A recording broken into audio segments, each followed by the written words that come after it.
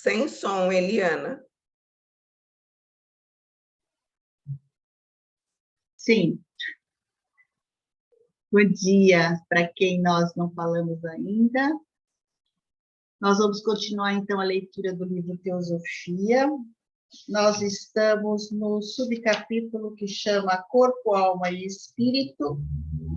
E hoje nós vamos começar a leitura da página, no finalzinho da página 42. Mas, antes disso, nós vamos fazer uma retrospectiva do que a gente leu da última vez. Então, eu acho que a gente terminou nesse último parágrafo, ele falou da aura, né? Então, vamos começar fazendo essa retrospectiva a partir da aura. Então, ele fala que a aura, então, é essa possibilidade de visualizar todos esses corpos sensíveis, né? Então, o corpo etérico, o corpo astral, essa alma da sensação, a alma da índole e a alma da consciência, né? E para isso precisa de um caminho de autodesenvolvimento. Ele orienta aqueles exercícios lá no livro Conhecimento dos Mundos Superiores, né? Todo mundo pode chegar nesse lugar aí. Mas daí ele ele trimembra o corpo, o corpo físico, o corpo etérico e o corpo astral. E trimembra a alma da sensação, a alma da razão ou da índole, como ele fala, e a alma da consciência. E ele coloca também, ele fala sobre o pensar, que o pensar é esse instrumento corpóreo, tem como instrumento corpóreo o cérebro, e ele coloca o cérebro como órgão do espírito. E ele faz essa distinção entre os pensamentos que são cotidianos e esses pensamentos mais universais, que são referentes a esses mundos superiores, né? Então, é o pensar, é através do pensar que nós podemos tomar conhecimento da nossa própria essência, ele coloca. E daí também ele fala do sentir, o sentir que tem a ver também com esses sentimentos mais do dia a dia, esses sentimentos mais polares, né? Da simpatia e da antipatia, da tristeza e da alegria. E ele fala também que a partir que o pensar também possibilita esses sentimentos mais universais, a busca desses sentimentos mais elevados, né, conquistados através de um esforço grande feito pelo pensar. Bom, daí ele fala um pouco da alma da sensação, mas antes de falar da alma da sensação, né, que ele fala que ele vai falando desse pensar e sentir a respeito desse corpo físico, né? Mas ele também fala do corpo etérico, né? E o corpo etérico, ele diz que tem substância bastante diferente do corpo físico, né? O corpo físico está ligado mais a esse reino mineral, às leis físicas e químicas, enquanto esse corpo etérico é esse corpo que vivifica o corpo físico. E a gente pode observar através da reprodução e do crescimento, né? E pela hereditariedade, né? Todo ser vivo que se reproduz, né? Pertence a uma espécie, assim como o mundo vegetal também pertence a uma espécie. Então, ele diz que esse corpo etérico é essa força motriz, né, que dá vida a essas espécies. O corpo etérico atua, então, nos processos vitais e ele é considerado como um cérebro, ele precisa desse pensar, né? Porque é considerado pelo Steiner como um órgão cognitivo, porque ele fixa todos esses padrões biológicos, né? Então, na verdade, é ele que vai trazer essa memória de tudo aquilo que a gente aprendeu, né? Quando a gente começa a imitar lá na primeira infância, a gente já vai guardando toda essa memória no nosso corpo, nos nossos padrões biológicos. Por isso ele é considerado como um cérebro. Mas tudo isso fica num nível inconsciente. E daí a gente, quando cresce, a gente vai ter que se haver com tudo aquilo que ficou memorizado aí no nosso corpo de forma inconsciente, mas que a gente fica mantendo esses padrões ao longo da vida. Bom, daí ele fala da alma da sensação, que a gente percebe as sensações, as nossas próprias sensações, né, através do pensar, mas também a gente pode perceber as sensações que estão no outro, mas para isso a gente precisa de um grande trabalho também. E que essas sensações são diferentes, as sensações do ser humano são diferentes das sensações do animal. O animal, o reino animal vai agir através de uma consciência de grupo, vamos dizer assim, e o ser humano tem essa capacidade de agir pelas sensações a partir de uma reflexão, né? Ele diz também que que se sobrepõe a alma da sensação à alma do intelecto, e a nossa busca é, a partir dessa alma da consciência, de cada vez mais ter consciência a respeito das dos nossos movimentos na vida, né? E da mesma forma ele fala que essa consciência também está ligada à consciência, o reino animal também tem uma consciência, como eu falei, né? Essa consciência de grupo. E a nossa busca, na verdade, é essa consciência a partir da busca daquilo que é moral, né? Daquilo que é verdadeiro. Então, basicamente era isso que eu queria dizer. Se vocês têm alguma pergunta, mas talvez a Cris queira acrescentar. Semana passada, quando nós lemos ali na página 41, quando ele fala do verdadeiramente bom e da moral, não é? Que isso deve se sobrepor aos nossos desejos, às nossas paixões. Eu lembrei de duas coisas. A primeira foi uma fala do Luther King, que é assim: sobre certos posicionamentos, a covardia pergunta: será que é seguro? A oportunidade pergunta: será que é político?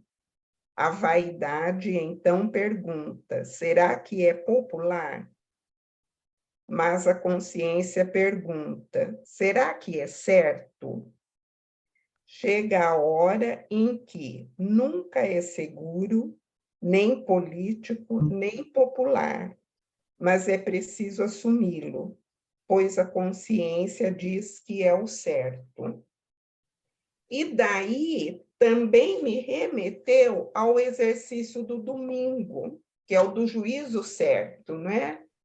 Quando ele fala que os nossos atos, mesmo os menores, devem estar acima das nossas simpatias e antipatias. Nós precisamos ver o que é preciso fazer e fazer. Simples assim. Era isso.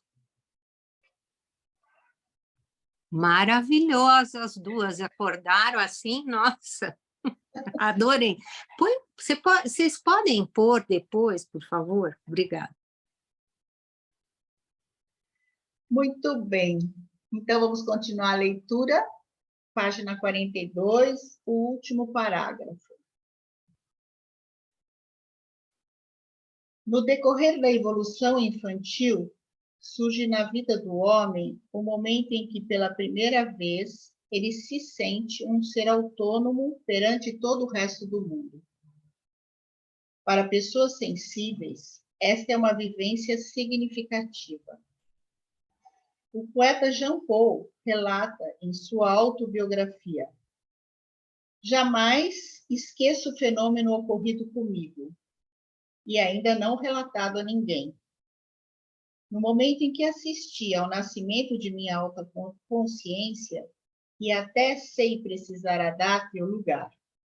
Certa manhã, em minha tenra infância, eu me encontrava sob a porta-fronteira de minha casa e olhava para um monte de lenha à esquerda, quando, repentinamente, a visão interior, eu sou um eu, me golpeou como um relâmpago dos céus e desde então permaneceu indelevelmente impressa. Meu eu havia visto a si mesmo pela primeira vez e para sempre. Dificilmente se pensaria aqui em ilusões da memória, pois nenhum relato estranho poderia mesclar-se a um evento ocorrido simplesmente no mais sagrado recôndito do homem. Evento que só por sua novidade pudesse ficar na memória, com todos os detalhes secundários das circunstâncias do momento. É sabido que as crianças pequenas dizem de si mesmas: Carlos é bonzinho. Maria quer isso. Acha-se natural que elas falem de si tal qual falam de outros, pois ainda não se tornaram conscientes de sua entidade autônoma. Ainda não nasceu nelas a autoconsciência. Pela autoconsciência, o homem se designa como um ser autônomo, separado de tudo ou mais, como eu. No eu, o homem concentra tudo o que ele vivencia como entidade corpórea e anímica. Corpo e alma são portadores do eu. É neles que o eu atua. Assim como o corpo físico tem seu centro no cérebro, a alma tem seu ponto central no eu. Para as sensações, o homem é estimulado de fora. Os sentimentos se fazem valer como efeitos do mundo exterior. A vontade relaciona-se com o mundo de fora, pois se realiza em ações exteriores. O eu, como a genuína entidade do homem, permanece totalmente invisível. É por isso que Jean Paul, bem a propósito, denomina a conscientização do eu como um evento ocorrido simplesmente no mais sagrado recôndito do homem, pois com seu eu, o homem está completamente só.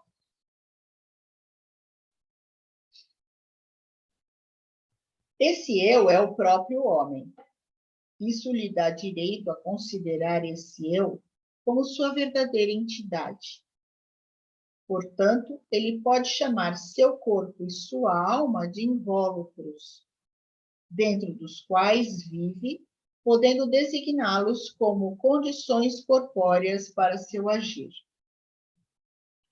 No decorrer de seu desenvolvimento, ele aprende cada vez mais a utilizar esses instrumentos como servidores do seu eu.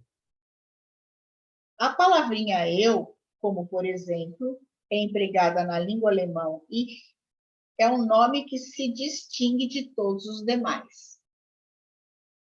Quem reflete adequadamente sobre a natureza desse nome tem, com isso, acesso ao conhecimento da entidade humana num sentido mais profundo.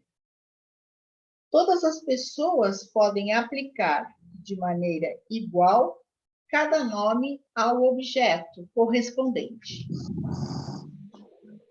Cada uma pode chamar a mesa de mesa, a cadeira de cadeira. O mesmo já não ocorre com o nome eu. Ninguém pode utilizá-lo para designar outra pessoa. Cada um só pode chamar a si mesmo de eu. Nunca a palavra eu pode chegar de fora ao meu ouvido quando essa designação se refere a mim. Só de dentro para fora, por si própria, a alma pode denominar-se eu. Portanto, quando o homem diz eu, referindo-se a si, começa a falar dentro dele algo que nada tem a ver com nenhum dos mundos dos quais procedem os invólucros mencionados até agora. O eu torna-se cada vez mais senhor do corpo e da alma. Tudo bem, Ana?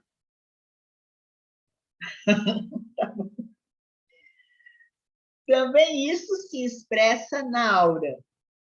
Quanto mais o eu é senhor do seu... Demorei para pegar o microfone, mas está tudo bem, está acompanhando bem. Ah, era a Ana Celeste que eu tinha falado. Também isso se expressa na aura.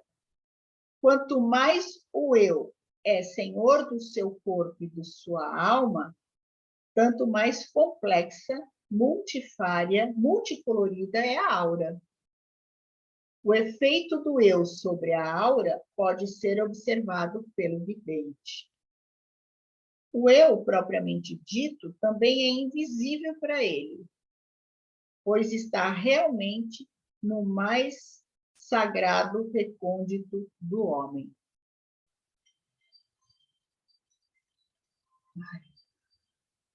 Eu fico encantada com certas análises, assim, que ele fala de uma forma tão clara, que aí eu fico assim, nossa, mas está tudo bem.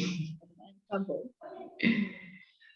Porém, o eu absorve os raios da luz que refulge no homem como luz eterna. Assim como este concentra no eu as vivências do corpo e da alma, ele também faz afluir para o eu os pensamentos de verdade e bondade. Por um lado, manifestam-se ao eu os fenômenos sensoriais e, por outro, o espírito. O corpo e a alma se entregam ao eu para servi-lo. O eu, porém, entrega-se ao espírito para que este o preencha. O eu vive no corpo e na alma, mas o espírito vive no eu. E o que de espírito existe no eu é algo eterno, pois o eu recebe essência e valor daquilo a que está ligado. Enquanto vive no corpo físico, ele está sujeito às leis minerais. Por meio do corpo etérico, às leis da reprodução e do crescimento. Por meio das almas, da sensação e do intelecto, as leis do mundo anímico. E na medida em que acolhe o espiritual, subordina-se às leis do espírito. O que é plasmado pelas leis minerais, pelas leis vitais, nasce e perece. O espírito, porém, nada tem a ver com nascimento e perecimento. Tudo certo, né? O eu vive na alma. Embora a mais elevada manifestação do eu pertença à alma da consciência. Ainda assim, se deve dizer que esse eu, irradiando de lá, inunda a alma inteira e, por meio dela, exterioriza seu efeito sobre o corpo. E é no eu que o espírito é vivo e atuante. O espírito irradia para dentro do eu, fazendo dele seu envoltório, do mesmo modo como o eu vive no corpo e na alma, tendo-os como seus envoltórios. O espírito forma o eu de dentro para fora e o mundo mineral de fora para dentro. Denomine-se identidade espiritual o espírito que forma um eu e vive como tal, porque ele se manifesta como eu ou self do homem. A diferença entre identidade espiritual e a alma da consciência pode ser definida do seguinte modo. A alma da consciência toca a verdade, existente por si mesma e independente de qualquer antipatia e simpatia.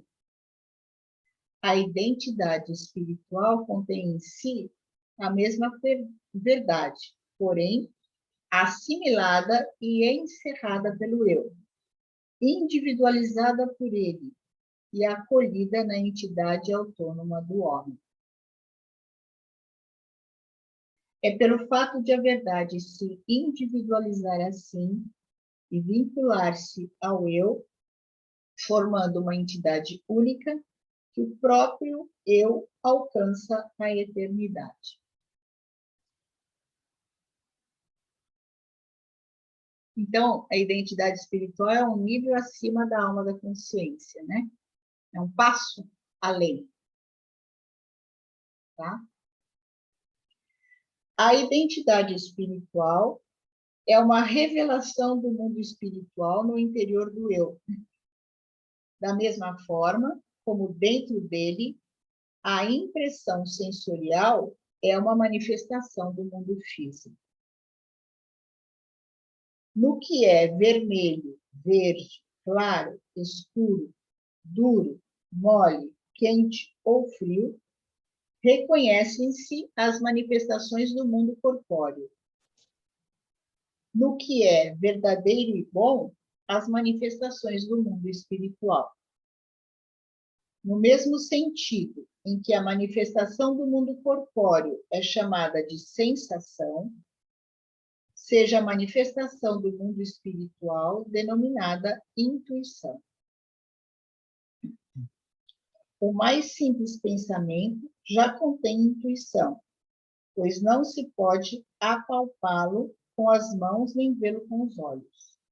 É preciso receber sua revelação vinda do espírito, através do eu.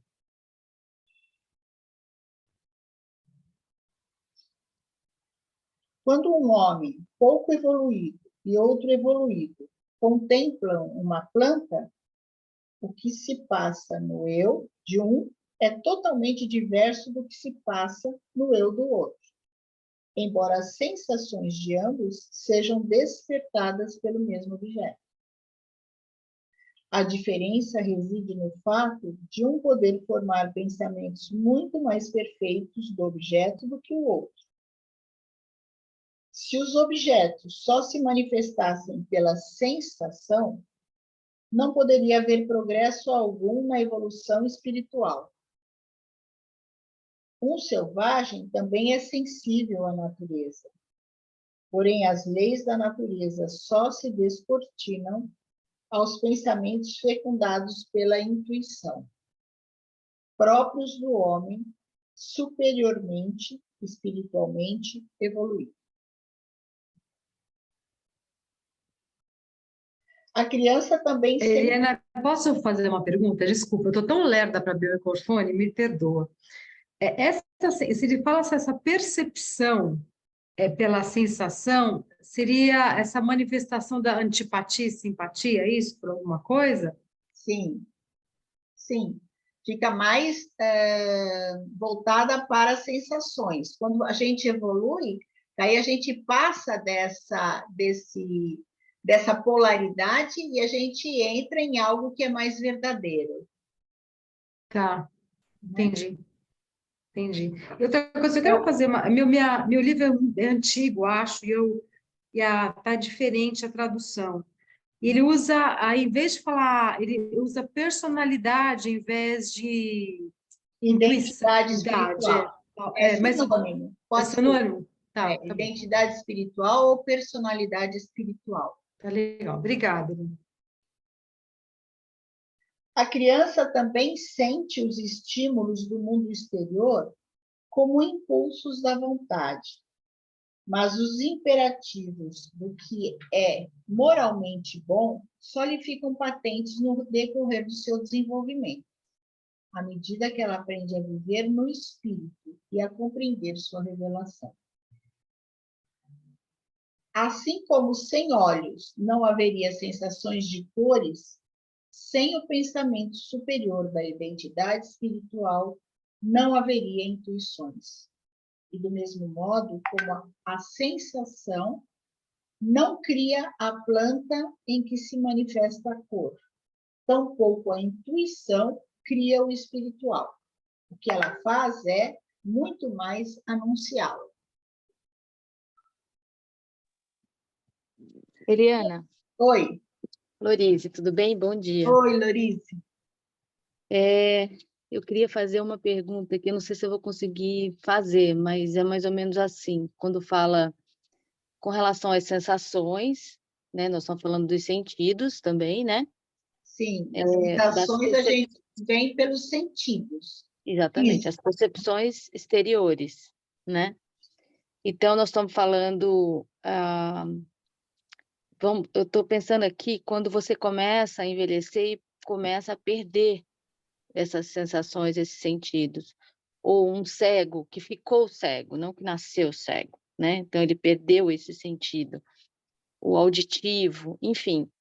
Como que isso compromete nesse poder da intuição, nessa visão mais espiritual, né? Nessa visão intuitiva, como um que tem um aspecto mais evoluído e menos evoluído, que contempla uma planta, né?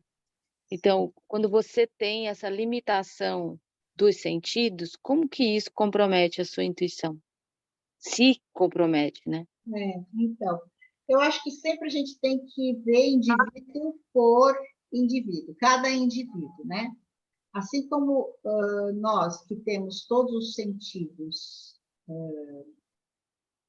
a gente tem que desenvolver esses sentidos. E o desenvolvimento desses sentidos também leva porque assim, o Steiner ele afirma em vários livros que não é só o espiritual, a gente precisa desse corpo saudável para que a gente possa acessar essa personalidade espiritual, senão não tem acesso a isso, né?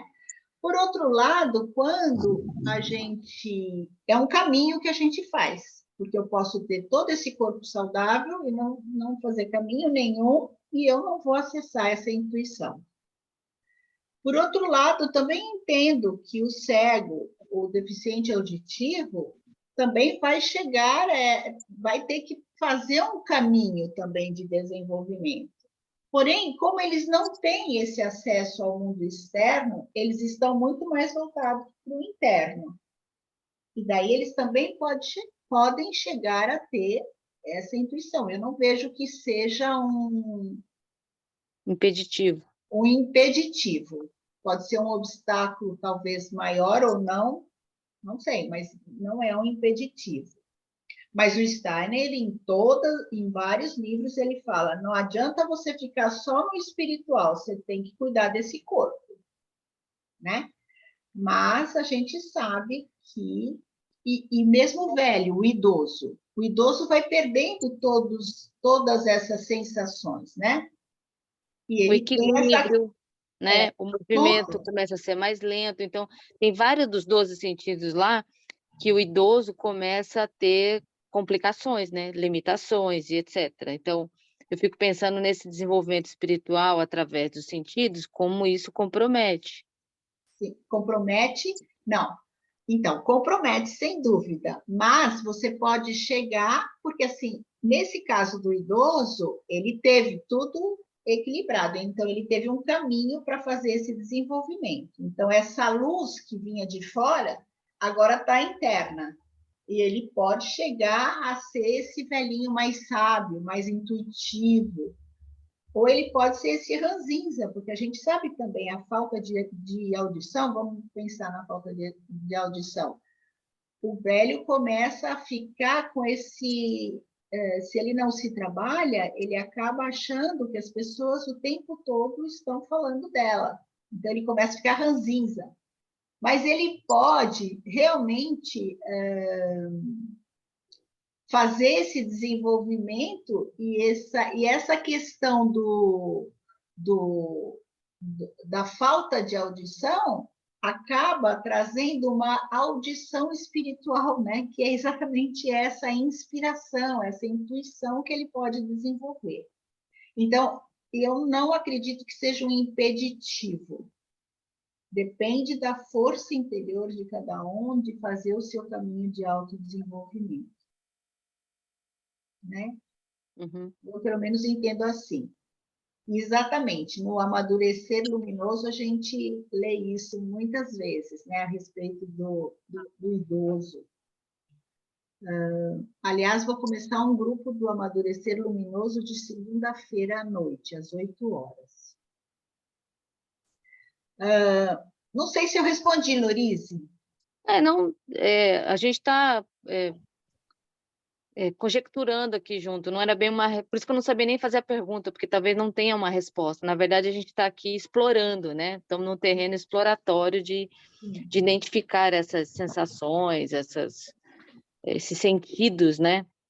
E é isso, mas é isso mesmo. A gente tem que olhar, porque às vezes eu vejo falar muito da criança, né? Vai sempre o exemplo da criança.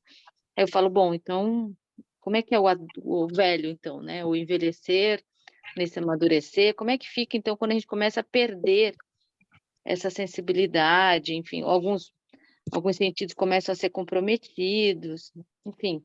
Eu sei que, por exemplo, alguns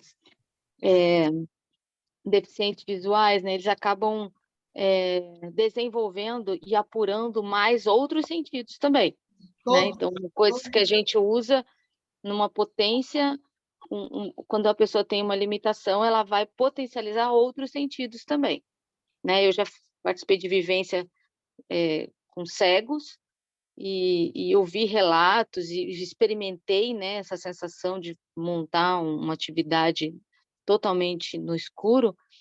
Realmente você já se coloca no lugar que você tem que ativar outras coisas. Não dá, se eu não tenho a visão, então eu tenho que ativar outra coisa, né? E, por exemplo, a pessoa que não tem movimento, o Steiner coloca, né? E hoje a ciência comprova. Existem alguns neurônios no nosso cérebro que ativam o movimento internamente. Então, eu não tenho movimento, mas se eu estou assistindo a um espetáculo de dança, isso é ativado dentro de mim. Não que eu vá sair dançando, não é isso? Não, mas é o neurônio espelho, né? É o neurônio espelho, exatamente. Então, isso é provado cientificamente hoje, mas o Steiner já falou lá. Ele não trouxe o termo neurônio espelho, mas ele falou lá atrás que isso é possível. Essa ressonância que existe, né? Mesmo que eu não tenha o movimento, né? Se eu escuto alguém cantar, minha laringe vibra, né? Uhum. Da mesma forma que o outro está cantando. Uhum. Né? Então, eu não acho que seja um impeditivo, eu acho que tem um caminho de desenvolvimento para cada um. E quando chega no idoso, mais visível é isso, né? Porque realmente o idoso, vamos ter limitações, né? E o que eu vou fazer com isso? Né? Tá bom. Obrigada. Muito bem. E aí, a gente está aqui no segundo parágrafo da página 46. Pelas intuições, o eu do homem, que desponta na alma, capta as mensagens do alto, do mundo espiritual, do mesmo modo como, por meio das sensações, recebem as mensagens do mundo físico. Com isso, integra o mundo espiritual na vida própria de sua alma, do mesmo modo como, por meio dos sentidos, integra o mundo físico.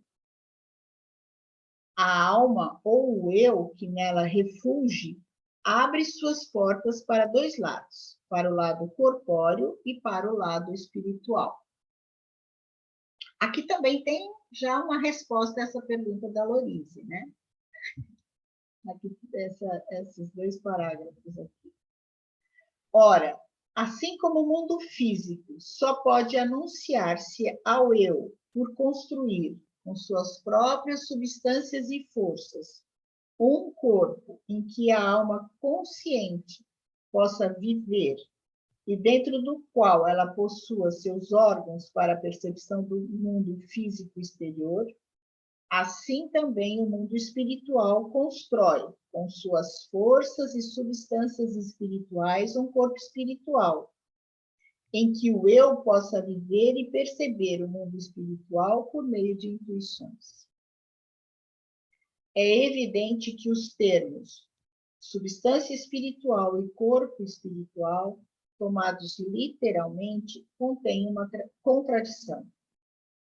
Eles só devem ser utilizados para evocar no pensamento o que no mundo espiritual corresponde ao corpo físico. Da mesma maneira, como dentro do mundo físico, os corpos humanos individuais são formados como entidades distintas, assim o são dentro do mundo espiritual os corpos espirituais. Também ali, tal qual no mundo físico, existe para o homem um fora e um dentro. Do mesmo modo como assimila as substâncias do ambiente físico e as elabora no seu corpo físico, o homem absorve o elemento espiritual no ambiente espiritual e o transforma em seu próprio. O espiritual é o alimento eterno do homem. E do mesmo modo como nasceu no mundo físico, o homem nasce igualmente do espírito por meio das eternas leis do verdadeiro e do bom. Ele se acha separado do mundo espiritual circundante, tal qual, como ser autônomo, está separado de todo o mundo físico. Chamemos essa identidade espiritual independente de homem e espírito.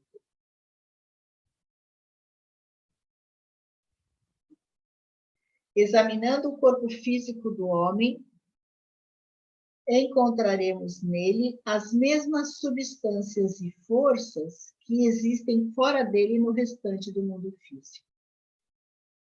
O mesmo se dá com o homem espírito. Os elementos do mundo espiritual circundante pulsam dentro dele e, em seu interior, atuam as forças do mundo espiritual restante. Tal como na derme física se acha encerrado um ser vivo e sensível, assim também ocorre no mundo espiritual. Chamemos a derme espiritual, que separa o homem espírito do mundo espiritual unitário, tornando-o lá dentro um ser autônomo, que vive por si e intuitivamente percebe o conteúdo espiritual do mundo de envoltório espiritual, envoltório áurico. Mas é preciso fixar na mente que essa derme espiritual se expande continuamente com o progressivo desenvolvimento do homem, de modo que a individualidade espiritual do homem, seu envoltório áurico, é capaz de um crescimento ilimitado.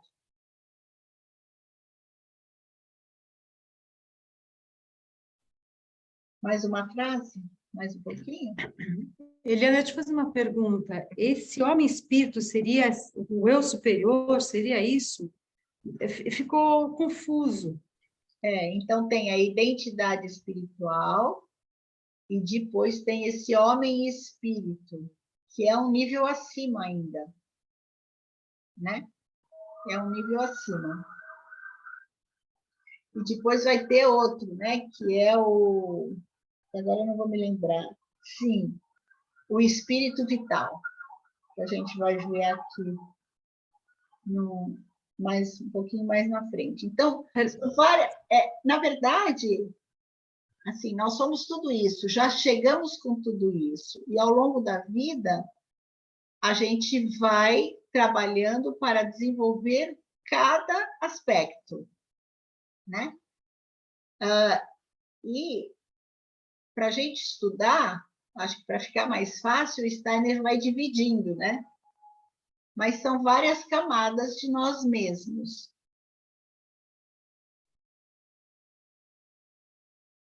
Na verdade, eles atuam assim, se a gente fosse pensar de uma forma rudimentar, simples, como os nossos corpos, vital, etérico, eles atuam conjuntamente, não são coisas totalmente separadas, e a gente estuda de forma didática, é isso que você está querendo falar. Então, essa forma, esse patamar acima também funciona assim, é isso, não é tão estanque, não tão dividido. Não. E esses níveis que a gente está falando agora é transformação dos nossos corpos. Então, o corpo físico se transforma em alma da sensação, o corpo etérico se transforma em alma do intelecto, o corpo astral em alma da consciência, e a alma da sensação vai se transformar em homem, em identidade espiritual. Depois a gente vai transformar em espírito vital e depois em homem e espírito. Então, sempre são níveis acima, né?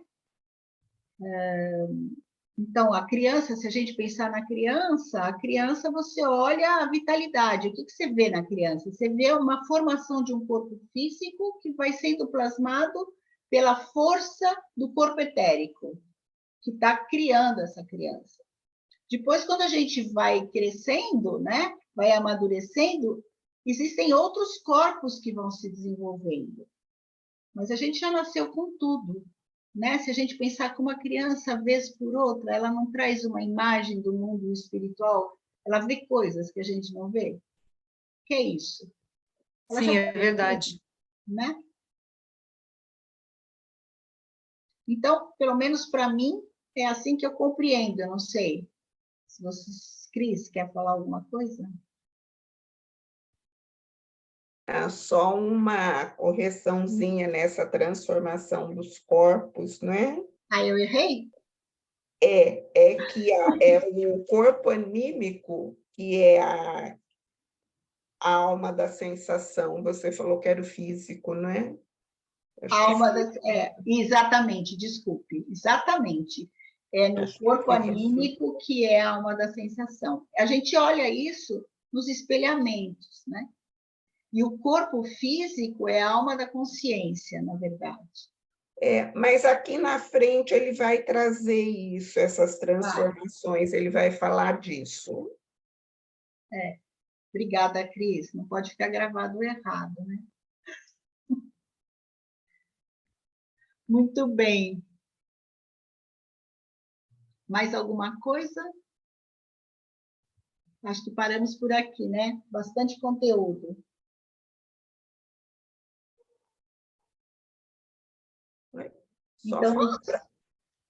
Só fala para mim onde parou mesmo, que agora eu me... A gente está... Acho que paramos no final dessa página 46, não foi? Ok. Tá certo. Obrigada. Muito bem. Então, nos vemos na próxima vez. Na próxima terça-feira. Então, boa semana para vocês e até mais. Obrigada. Boa semana para todos. Boa semana. Bom dia.